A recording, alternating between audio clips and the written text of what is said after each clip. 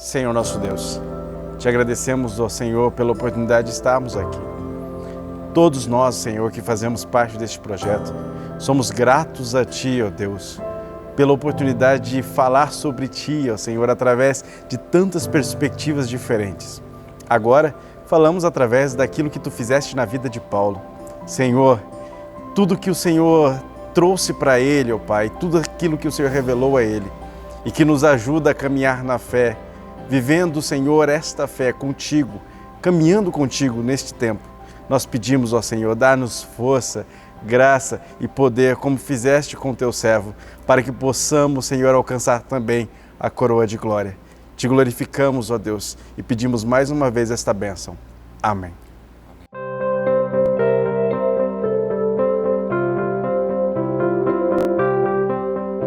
A paz do Senhor, meus irmãos. Estamos aqui de volta no Templo da Assembleia de Deus, Ministério do Belém, Presidente Prudente, São Paulo, para trazer a vocês o rico conhecimento acerca do apóstolo Paulo, este quarto trimestre de 2021, que trata sobre este homem que foi usado por Deus de forma maravilhosa.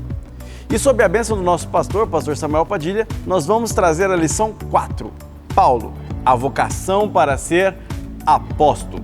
O textuário desta lição diz o seguinte: Paulo, chamado pela vontade de Deus para ser apóstolo de Jesus Cristo.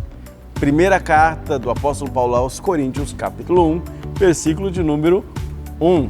Os primeiros dizeres da carta aos Coríntios, dita por Paulo. A verdade prática diz o seguinte: Deus chama pessoas para realizar grandes feitos no reino divino. A leitura bíblica em classe trata exatamente disso. Atos, capítulo 9, versículos 15 a 22, e também o texto de Gálatas, capítulo 1, versículos 11 a 18. Mas, para tratar sobre este tema tão profundo, trago a vocês o meu grande amigo Diego. É com você, Diego. Muito bem, meus irmãos. Como o Júnior colocou, nesta lição nós vamos destacar a vocação para ser apóstolo de Paulo. Nós vamos iniciar pela introdução, como comumente fazemos, destacando, ou por que não dizer, dando spoilers daquilo que será dialogado na lição de hoje. Perceba, como propõe o pastor Elienay, que nós iremos observar a vocação, o início, o ponto de partida desse chamamento do apóstolo Paulo e, respectivamente, o processo de formação que se dera no deserto da Arábia.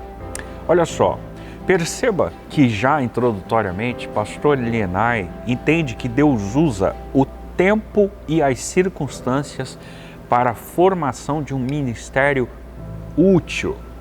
Ou seja, nada acontece da noite para o dia, como um passe de mágica ou como estalar dos dedos.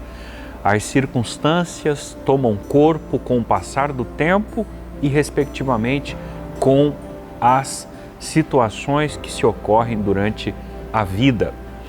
Aliás, nós vamos agora já chamar a atenção dos senhores para o tópico inicial, que é um tópico interessante de ser abordado dentro dessa perspectiva, que fala exatamente sobre o ponto de partida para a vocação de Paulo. Como isso se dera? Nós vamos aqui pensar 3 informações, naturalmente que destacando aquilo que é mais essencial a partir das lentes do pastor Elienay Cabral. Começando pela chamada e presciência divina. A expressão presciência é aquela que tem destaque, diríamos que é a tônica de tudo aquilo que será abordado, não só no item 1 como nos demais itens, mas naturalmente que no item 1 ela tem mais propriedade. A presciência de Deus é uma das vertentes mais elaboradas e estudadas dentro do campo da onisciência. Então, quando você para ler acerca dos atributos divinos, inclusive no campo daqueles chamados comunicáveis, você lê sobre a presciência de Deus, que nada mais é, de uma maneira mais informal, como o conhecimento que Deus tem de maneira prévia. Deus sabe de todas as coisas, tem ciência de todas elas. Salmo 139 deixa isso muito claro para nós. Ele é um Deus que sonda o coração, e um dos versos daquele salmo diz que quando éramos embrião no ventre materno, Ele, Deus, já nos conhecia. Eu quero inclusive tomar isso como ponto de partida para dizer aos senhores que a presciência, como acabei de dizer, a partir dessa definição, ela é lida pela figura de Agostinho, dos pais da igreja, com uma definição muito razoável, né, que eu achei relevante e fiz aqui um apontamento sobre essa proposta dita pelo Agostinho. Ele diz o seguinte: a presciência divina garante a liberdade humana. Esse entendimento é importante a fim de que não se descaracterize totalmente o livre-arbítrio e potencialize o determinismo, né? Ou seja, o fato de Deus saber todas as coisas previamente, ele não pode ser lido como um Deus determinista que não dá ao homem o direito de escolha. Então, embora isso seja um assunto polêmico, uma problemática muito densa, essa é uma fala razoável proposta por Agostinho para entendermos de uma maneira um pouquinho mais estruturada esse pensamento acerca da presciência de Deus. Agora, voltando em vias de fato para o item 1, nós temos aqui elementos, pelo menos em 2 textos, que comprovam essa presciência divina. A começar por um citado pelo próprio apóstolo Paulo, quando ele escrever a sua carta aos Gálatas, no capítulo 1, verso 15.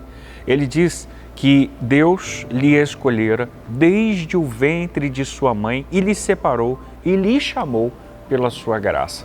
Isso é presciência de Deus.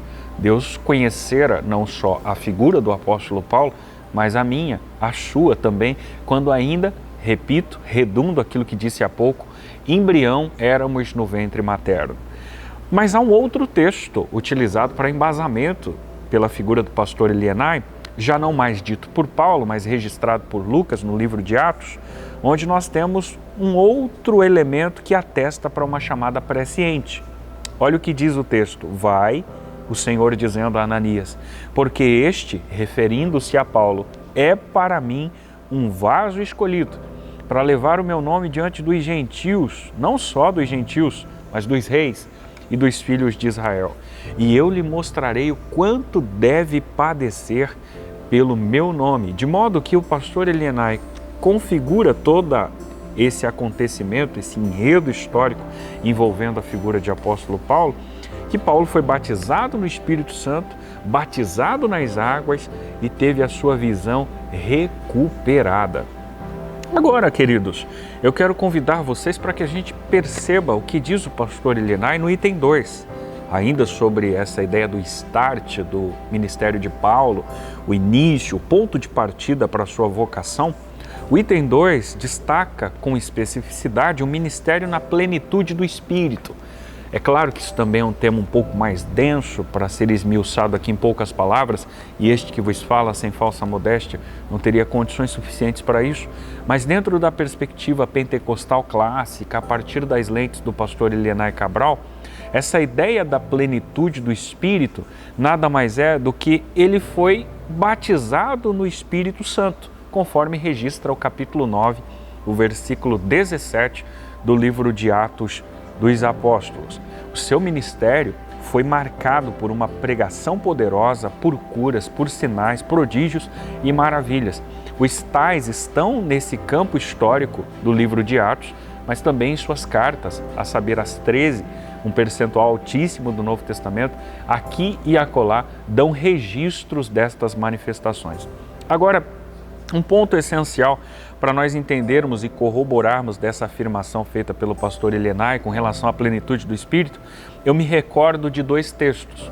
O primeiro deles, no Evangelho conforme escreve Lucas, capítulo 24, verso 49, quando o autor registra a fala de Cristo dizendo: ficai em Jerusalém, até que do alto sejais revestidos de poder. O Senhor Jesus utiliza o verbo ficar no imperativo e o Senhor Jesus utiliza uma preposição indefinida, até. Ou seja, ele dá uma ordem para os seus discípulos para que não se ausentem daquele lugar e, respectivamente, não dá limites de quanto tempo ali ficariam para receber a manifestação do Espírito. Fato é que aqueles discípulos, percebendo a ascensão de Jesus, permanecem naquele cenáculo isto se dá por 10 dias, haja vista que Jesus ressuscita na Páscoa, permanece 40 dias na terra, é assunto aos céus e o Espírito Santo desce no dia de Pentecostes, e Pentecostes significa 50º, porque ocorria 50 dias após a Páscoa. Então, é fácil fazermos um cálculo matemático que estes irmãos permaneceram ali 10 dias. E nestes 10 dias vai se cumprir o que diz o verso 8, uma outra fala dita por Jesus e também registrada por Lucas, mas agora no livro histórico de Atos, capítulo 1, verso 8, ele diz: mas recebereis virtude que há de vir sobre vós, e ser-me-eis testemunhas tanto em Jerusalém, Judéia, Samaria e até os confins da terra. Perceba que Jesus destaca para aqueles discípulos que eles receberiam virtude, o dunamis, uma dinamite, uma efusão, uma explosão, um poder miraculoso e sobrenatural que daria a eles autenticidade e revestimento para a pregação eficaz do Evangelho.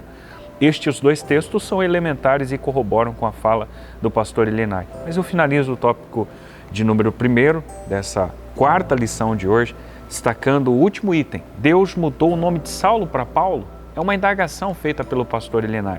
Júnior colocou muito bem nas nossas primeiras aulas com relação a essa questão de nomenclatura, que não é exatamente como acontecera, por exemplo, com Abraão, que chamava-se Abrão, ou como acontecera com Jacó, que tiveram seu nome alterado para Israel, ou mesmo o que Jesus fizera com Pedro, quando antes chamara Simão. O caso de Paulo distingue-se desses fatos, porque o Paulo, nós temos aqui uma menção bíblica e histórica especialmente, que a sua nomenclatura muda em razão da ênfase que se dá do nome aportuguesado do hebraico, que era Saul, por isso Saulo, e por isso remonta a sua origem judaica, e Paulo, que é o aportuguesado de Paulus, do latim. E como Paulo tinha cidadania romana e o seu ministério se dera com maior potencialidade para os gentios, justamente por esse fator, o nome Paulo tivera mais expressão do que Saulo. Mas não tivemos uma mudança em nomenclatura, assim como tivera Abraão, Jacó e o próprio Pedro. Aqui é uma questão de semântica, de uma tradição, de uma região, de uma questão linguística para outra. Estes são os elementos a serem destacados no tópico de número 1.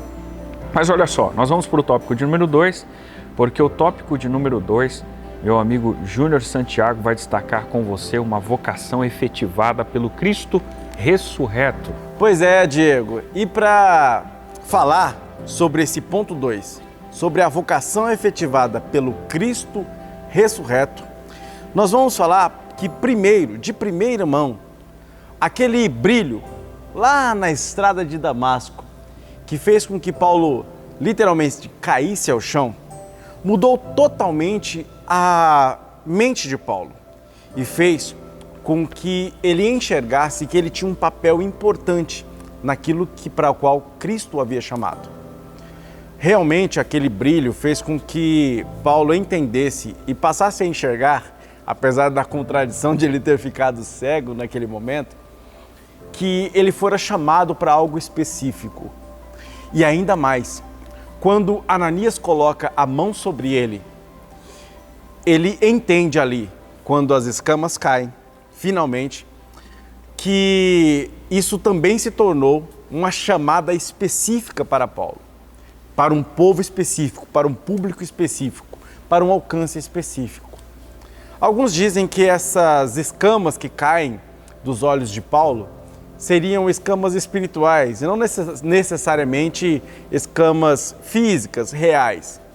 Não importa muito isso, mas eu creio que realmente tenha sido algum tipo de catarata ou algum tipo de doença que surgiu ali naquele momento e que fora criada por Deus exatamente para aquele momento e para a manifestação sobrenatural com a imposição de mãos de Ananias. De qualquer forma, nós podemos entender que este momento foi significativo para Paulo, entender que ele fora vocacionado. E o que é ser vocacionado? Chamado, eleito, convocado para uma chamada específica, para uma missão específica.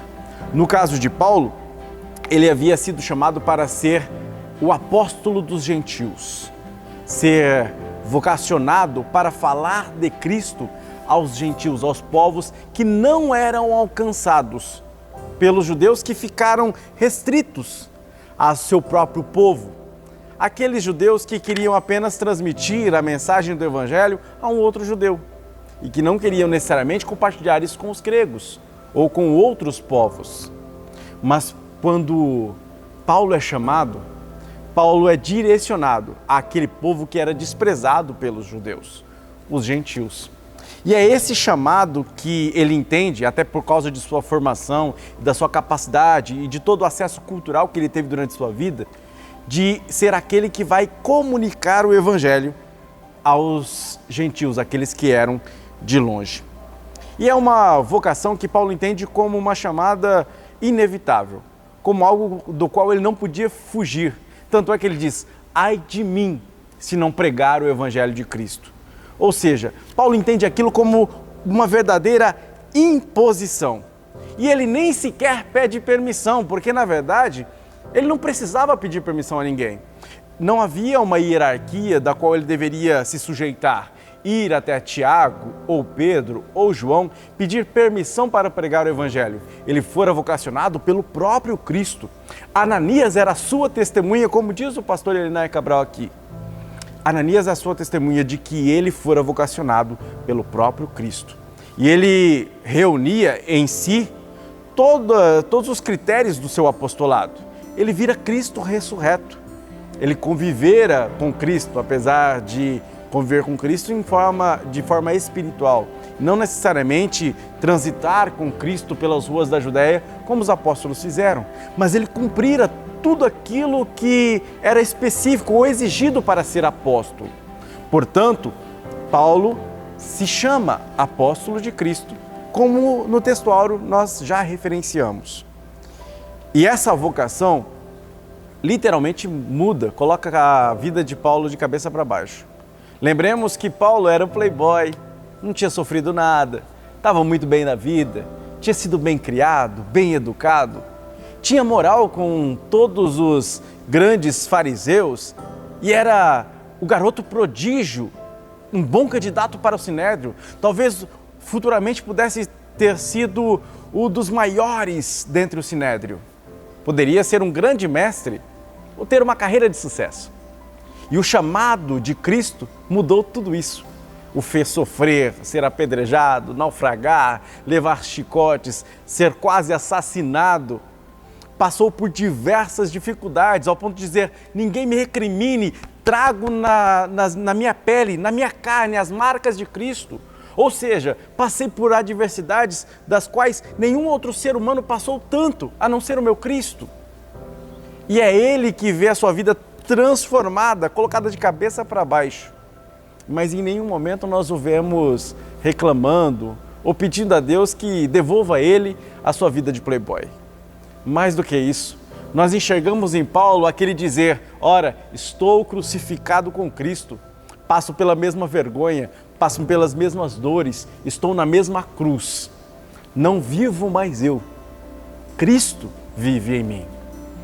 Essa mudança de vida e a resignação e o contentamento de estar assim em Cristo, ao ponto de dar-se totalmente a Ele, que faz com que este encontro de Paulo com Cristo seja real. Se não há mudança de vida, se não há transformação de rumo, se não há mudança de pensamento, ação, vontade, não é conversão. Então não acredite naquele que apenas se diz cristão. Acredite naquele que se diz cristão e mostra que é cristão. Acredite naquele que, quando encontrou Cristo, mudou totalmente de vida, pensamento, ação, jeito de tratar os outros, linguagem. Nós cristãos temos uma linguagem característica, temos um modo de pensar, nós temos uma nova cosmovisão, porque, na verdade, somos embaixadores de um outro reino. E este outro reino tem uma outra cultura, tem um outro princípio, diferente dos do mundo. E é por isso, irmãos, que nós identificamos quem é cristão pelo fruto que essa árvore gera. Paulo deu seus frutos e por isso nós o chamamos de irmão, cristão, se não identificamos fruto no cristão, como podemos identificá-lo com Cristo? É por isso que, mais do que nunca, nós devemos perceber que Paulo é um exemplo de como Deus transforma as pessoas e muda totalmente a vida das pessoas. E não importa para que caminhos Deus te conduza, para quantas dores haja neste processo, é importante, lembremos que toda a nossa vida foi dada a Ele. Mas essa lição não termina aqui. Nós temos ainda que falar sobre a vocação de Paulo e seu aprendizado no deserto. Ora, os discípulos tiveram alguns anos de convivência com Jesus. Paulo também, mas numa área inóspita, no deserto. Olá, queridos, é uma alegria, uma satisfação muito grande estar aqui mais uma vez falando da Palavra de Deus. Nesta oportunidade estamos aqui com nossos amigos, nosso irmão Júnior, nosso irmão Diego e nosso cinegrafista, nosso amigo irmão Rony. Vamos lá, a lição de número 4, o terceiro tópico, que diz assim, que tem como título assim, a vocação de Paulo e o aprendizado no deserto. Vamos lá, as lições no deserto, antes de iniciarmos o ministério do apóstolo Paulo, o apóstolo Paulo, após a sua conversão, ele teve o seu momento de intimidade, onde ele não inicia ali o seu processo já acontecendo, indo já de imediato. Não, o apóstolo Paulo ele teve o seu momento no deserto, seu momento de reflexão, seu momento a sós com Deus.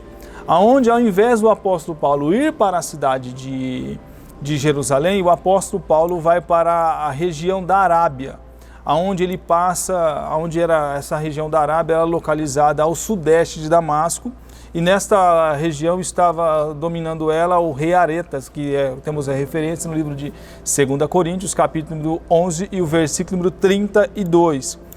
Ele preferiu ir para um lugar onde havia alguns grupos de nômades e onde ele era uma pessoa totalmente desconhecida. O próprio apóstolo Paulo, ele teve algumas dificuldades em se aproximar dos discípulos de Jesus já no início do seu ministério. Então, mas o apóstolo Paulo também não teve qualquer presunção ou orgulho da parte de Paulo assim submeter aos crivos dos apóstolos. E o apóstolo Paulo, ele passa por essa região, a região da Arábia, ele fica ali por aproximadamente 3 anos. Temos essa referência no livro de Gálatas, capítulo número 1 e versículo número 17, onde ele fica ali no deserto, aprendendo da palavra, se fortalecendo, se tornando ali mais conhecido, tendo ali um conhecimento mais profundo. E um exemplo, vamos lá. Todo o momento de deserto na nossa vida, nós temos ali um aprendizado. Foi quando o apóstolo Paulo, ele passa ali pelo deserto.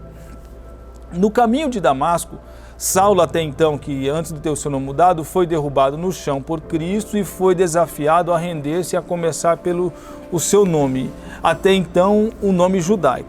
Em seguida, ele passa a usar ali o seu nome romano, que era Paulo, que torna ali o seu ministério conhecido.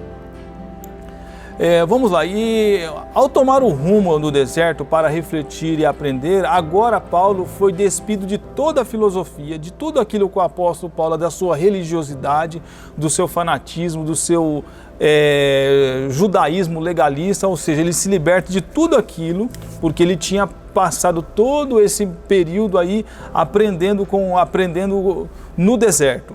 No deserto ele aprendeu que a simplicidade era a chave que abriria a porta do cristianismo. Ele também aprendeu no deserto a dominar as suas paixões, substituindo pelo gozo da salvação.